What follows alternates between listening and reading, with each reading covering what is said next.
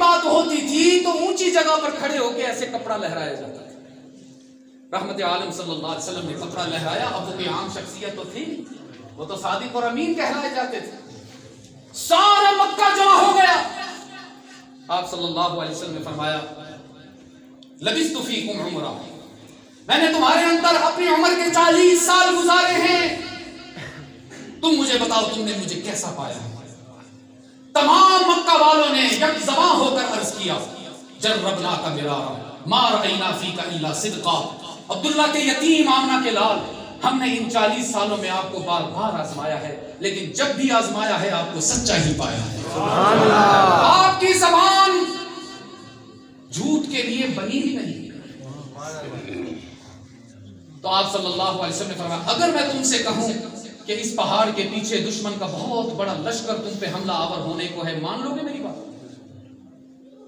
مکہ والے کہنے لگے اگرچہ ہمارے سفارتی تعلقات آس پاس کے علاقے والوں سے اچھے ہیں، جنگ کا کوئی امکان تو نہیں ہے، لیکن چونکہ آپ کی زبان سے یہ بات نکلے گی تو مانے بغیر کوئی چارہ نہیں ہے۔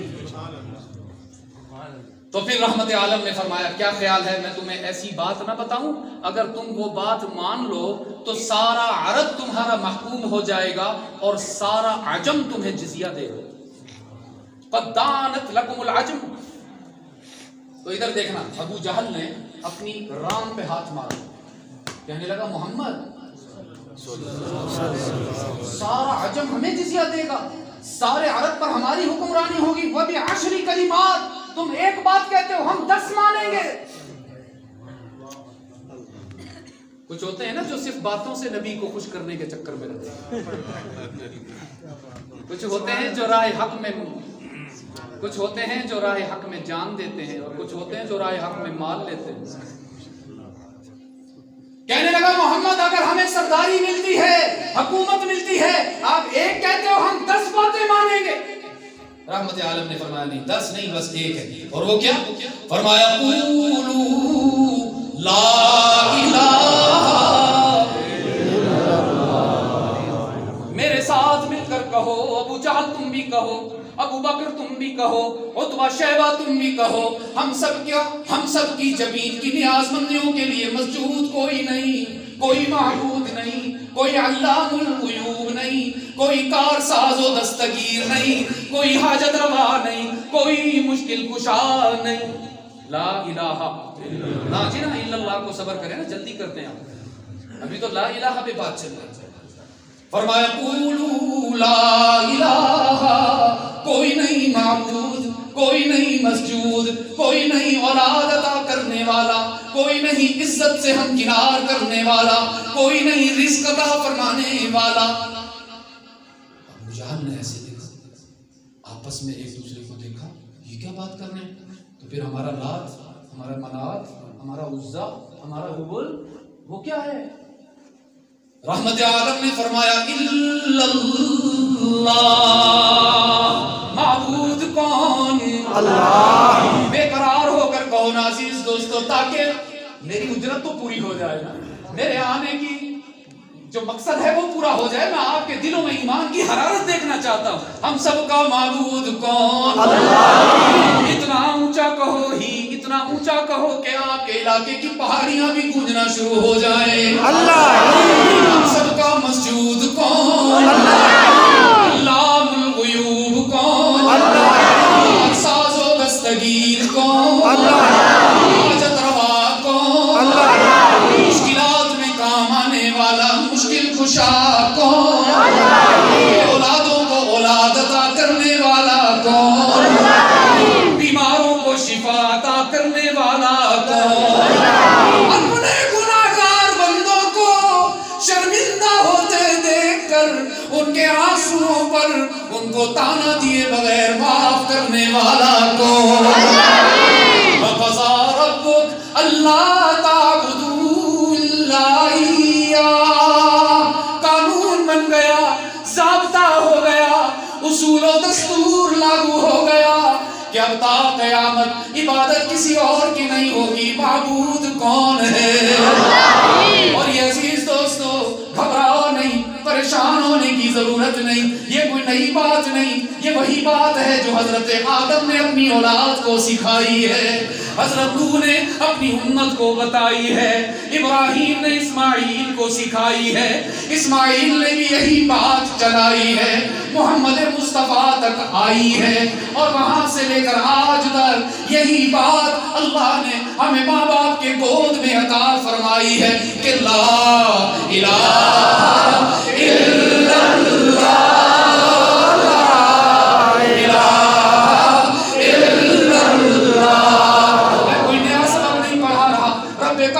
قسم وہی پرانا سبق آپ سے کہلوا رہا ہوں، گھبرا کے نہیں، شرما کے نہیں، ذرا پبانگے دہل پڑھنا ہے، سنانا ہے شیطان کو، کمر پہ اس کے لات مارنی ہے، آواز پہنچانی ہے اپنے رب کے عرش معلا تک، لا الہ الا اللہ، لا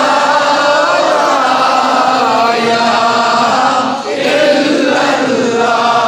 اور یہ میرے عزیز دوستو، رات کو سوتے ہوئے اپنے بچوں سے کہلوایا کرو، اپنے بچوں کو، بچیوں کو، اپنے گھر والوں کو بار بار یاد دلایا کرو، اور اس کا ترجمہ بھی یاد کرو۔ یاد کریں گے نا انشاءاللہ؟ تیرے سوا معبود حقیقی کوئی نہیں، کوئی نہیں، یہی ہے عقیدہ۔ اللہ کے سوا کوئی معبود ہے نہیں، اللہ کے سوا کوئی مسجود ہے نہیں، تو یہ کوئی نہیں، کوئی نہیں آپ نے میرے ساتھ کہنا ہے 2 دفعہ، اور اکٹھے ہو کر کہنا ہے، فرق نظر نہ آئے۔ یاد رکھنا، توحید انسان کو جوڑتی ہے اور شرک انسان کو توڑتا ہے۔ توحید ہمیں جوڑے گی۔ یہ جتنے اختلافات آج امت مسلمہ میں نظر آ رہے ہیں، ان سب کو اکٹھا کرنے کا ایک ہی فارمولہ قرآن میں آیا، اور وہ عقیدہ توحید کی پختگی۔ تیرے سوا معبود حقیقی حقیقی آواز تھوڑی کم لگ رہی ہے، جوانوں کی تو آواز ہی نہیں آ رہی، ذرا زیادہ بوڑھے ہی بول رہے ہیں۔ اصل میں پتہ ہے کیا میں عرض کروں، یہ جو عقیدہ توحید ہے نا، یہ انسان کو بوڑھا ہونے نہیں دیتا، یہ کمزور ہونے نہیں دیتا، اس میں تو پورے جوان ہو جاتے ہیں۔ تیرے سوا معبود حقیقی کوئی نہیں، اور تیرے سوا مسجود حقیقی کوئی نہیں، تیرے سوا مقصود حقیقی کوئی نہیں، اور تیرے سوا مشہود حقیقی کوئی نہیں۔ اب تو رہے بس تادم آخر ورد زباں میرے الہ، لا الہ الا اللہ، لا الہ الا اللہ، لا الہ الا اللہ، لا الہ الا اللہ۔ یہ ہے میرے آقا کی سیرت کی بنیاد، یہ ہے میرے آقا کے دین کی بنیاد، یہ ہے میرے آقا کی شریعت کی بنیاد۔ اگر ہم عقیدہ توحید میں کمزور ہو گئے تو وہ سیرت بھی عند اللہ قبول نہیں، وہ شریعت بھی عند اللہ قبول نہیں۔ حق تعالیٰ فرمائیں گے جس کو پوچھتے تھے اسی سے جنت لے لو۔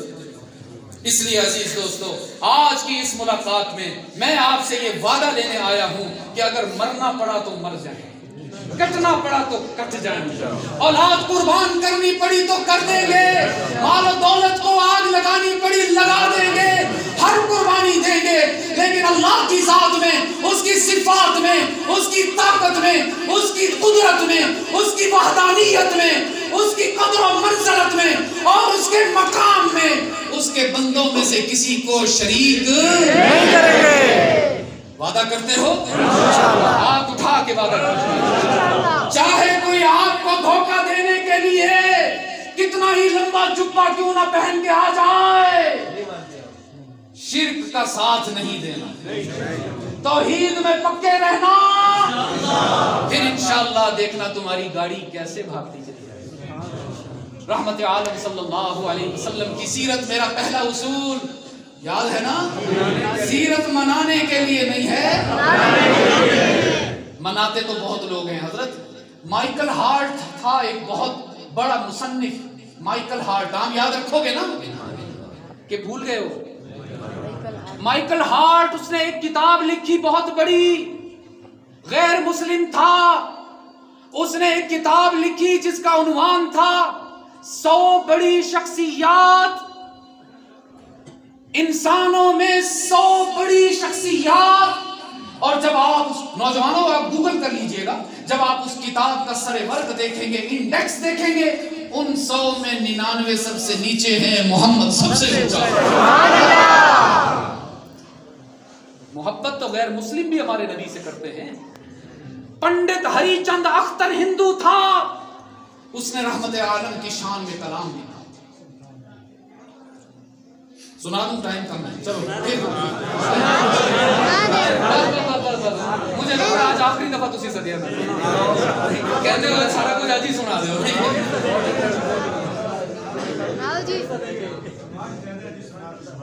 کہتا ہے جس نے ذروں کو اٹھایا اور سہارا کر دیا. ہاں جی حضرت جی, اچھا میں کیا پنڈت نہیں رہے, سنانا جی سنانا.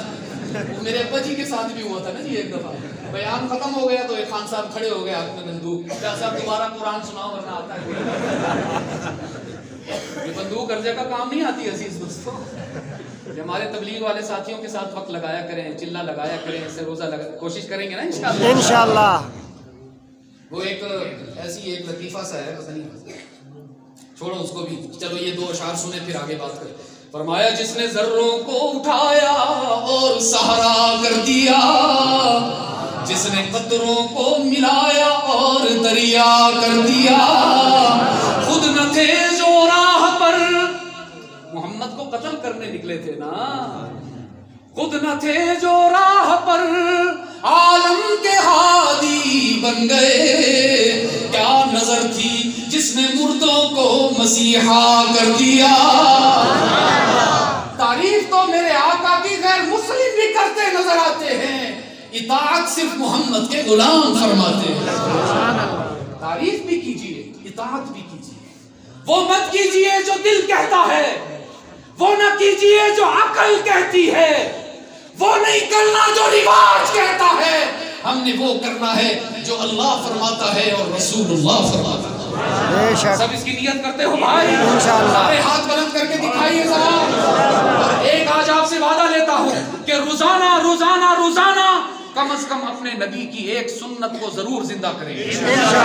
آج کی سنت میں آپ کو بتاتا ہوں, باقی پھر اپنے علماء سے روزانہ ایک سنت پوچھئے گا. جب ہم واش روم میں انٹر ہوتے ہیں تو سنت یہ ہے کہ پہلے کون سا پاؤں اندر رکھیں گے؟ بایاں. آپ کی زبان میں بایاں کو کیا کہتے ہیں؟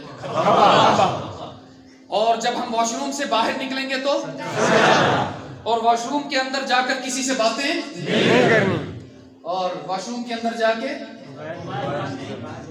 یہ آواز ذرا ہلکی آئی. حضرت جی فون آیا میں نے, کہتے جی مفتی صاحب ایک مسئلہ پوچھنا ہے, جی فرماؤ. کہتے جی واش روم کے اندر اگر کیا کہتے ہیں اس کو, سوئچ کہتے ہیں, کہتے جی واش روم کے اندر اگر سوئچ لگا دے تاکہ موبائل چارج بھی ہوتا رہ جائے. شکر تو ہے نہیں پوچھیا کہ دسترخوان بھی لا لیا. ہمارے ساتھ میرا الحمدللہ سال لگا 2005 میں, تو ہمارے ساتھ ایک ساتھی تھے, اوکاڑا میں ہماری تشکیل تھی. تو وہ ساتھی واش روم جاتے تھے تو 15-15 20-20 منٹ. کون سا سن تھا جی؟ 2000. اس وقت یہ جن نہیں تھا, بٹنوں والے تھے موبائل, جو آپ نے ہماری عمر کے ہیں 50 کے قریب, وہ یہ سمجھتے ہوں گے ساری بات. سادہ موبائل ہوتے تھے, نہ اس میں گیمز ہوتی تھی, نہ انٹرنیٹ ہوتا تھا, نہ اس میں کچھ ہوتا تھا. 15-15 20-20 منٹ باہر نہیں آ رہے. باہر جماعت ساری لائن لگا کے کھڑی. مجھے کہا جی ذرا پتا تو کرو ساتھی کو کوئی تکلیف ہے, کوئی بیماری ہے, کوئی مسئلہ ہے تو ڈاکٹر کو دکھائیں. میں نے بٹھا لیا ان کو کہ بھائی کیا بات ہے, آپ واش روم جاتے ہو 15-15 20-20 منٹ باہر نہیں آتے ہو, خیر تو ہے, بیمار ہو کیا؟ نہیں بالکل ٹھیک. تو بھائی پھر اندر کیا کرو؟ انہوں نے کہا جی مفتی صاحب اکیلے میں آپ سے بات کریں. جی اکیلے میں آ جاؤ, کیا مسئلہ ہے آپ کا 15-15 منٹ اندر؟ تو کہتے جی وہ جب اندر جاتا ہوں نا, جیب سے موبائل نکال کے نا سانپ والی گیم کھیلتا ہوں. سانپ والی گیم، سانپ کا سائز بڑا ہوتا جاتا ہے تو دل ہی نہیں کرتا باہر آنے، سانپ مرتا ہے کم وقت تو میں باہر نہیں کرتا۔ تو واش روم میں موبائل استعمال نہیں کرنا، کیونکہ اس میں قرآن کریم بھی ہوتا ہے نا۔ دیکھیں مطلب یہ آپ کو اس لیے دکھا رہا ہوں تاکہ آپ سب کو ترغیب ہو کہ ہمارے موبائل میں کیا ہونا چاہیے، قرآن کریم ہونا چاہیے، قرآن کریم کا ترجمہ ہونا چاہیے، آسان ترجمہ قرآن مفتی تقی عثمانی صاحب کا ہے، بہت آسان ہے، اس کو پڑھنے میں کوئی مشکل نہیں، وہ رکھا کرے۔ حدیث کی سیرت کی کتاب رکھا کرے۔ اب وقت نہیں ہے پھر آپ کہو گے یہ پتہ نہیں ریاکاری کر رہا ہے کیا کر رہا ہے، ترغیب کے لیے عرض کر رہا ہے۔ یہ پوری میں نے ڈائری رکھی ہوئی ہے اندر، یہ نوجوانوں آپ کو دکھا رہا ہوں میرے بچوں، یہ پوری ڈائری ہے، یہ دیکھیے، جو اچھی بات مجھے لگتی ہے، جو شعر اچھا لگتا ہے، کوئی کلام اچھا لگتا ہے، حدیث یاد کرنی ہوتی ہے تو اس کی یہاں لکھ لیتا ہوں، اور یہ سارا یہ صفحات ہے، اندر کافی کچھ لکھا ہوتا ہے۔ تو اب اس موبائل کو ہم واش روم میں لے کر جائیں تو آپ مجھے بتاؤ اچھی بات ہے جی؟ تو ہم آندے نہیں، اچھا چلو تسی کاغذ سے لکھ لے ہوتا۔ تو گزارش یہ ہے کہ واش روم ایک گندی جگہ ہے، اتنی بدبو ہوتی ہے کہ منہ پہ کپڑا بھی رکھنا پڑتا ہے بعض دفعہ۔ کیوں جی؟ کوئی عبادت کر سکتے ہیں وہاں؟ نہیں۔ کوئی واش روم میں سجدہ کرتا ہے؟ نہیں۔ کوئی نفل پڑھتا ہو؟ نہیں۔ کوئی اللہ اللہ کرتا ہو؟ نہیں۔ کوئی درود پاک پڑھتا ہو؟ نہیں۔ کوئی عبادت نہیں کر سکتے، لیکن اللہ کی طرف سے پیغام ہے کہ گندی جگہ پر جاؤ گے، اپنے پیٹ کا درد دور کرنے کے لیے جاؤ گے، لیکن جاتے ہوئے کھبا پاؤں رکھو گے، آتے ہوئے سجا پاؤں رکھو گے، میرے نبی کے طریقے پر آؤ گے، جاؤ گے تو واش روم جانا بھی عبادت میں شمار ہوگا۔ سبحان اللہ۔ تو نبی کی سنتیں بہت آسان ہیں، آپ شروع تو کیجئے، پھر جتنی محبت اللہ بڑھاتا جائے گا اطاعت بھی بڑھتی جائے گی۔ بہت شکر گزار ہوں آپ سب کا، بہت وقت دیا آپ حضرات نے، میں مقررہ وقت سے آگے چلا گیا، میرا مزاج نہیں لیکن آپ سے اجازت لے کر گیا کیونکہ آپ کا مائک ہی قابو نہیں آ رہا تھا۔ اللہ رب العزت آپ سب کے ایمانی جذبے کو مزید روشن فرمائے، بہت زیادہ ایمانی حرارت نصیب فرمائے۔ میں ہدیہ تبریک پیش کرتا ہوں حاجی صاحب کو، ہمارے مولانا قاضی راشد صاحب کو، ہمارے مولانا حافظ فیصل صاحب کو جو مجھے لینے ایبٹ آباد تک آئے۔ آپ لوگوں نے اتنی محنت فرمائی اخلاص کے ساتھ، للہیت کے ساتھ۔ پہلی دفعہ یہاں پروگرام ہوا، مجھے بتایا گیا سیرت کا پہلا پروگرام ہے، لیکن اتنی بڑی تعداد میں وہ سب ماشاءاللہ آپ آخر تک بیٹھے ہوئے ہو۔ اللہ رب العزت جیسے ہم یہاں اکٹھے ہیں، اللہ جنت الفردوس میں اکٹھا۔ آمین۔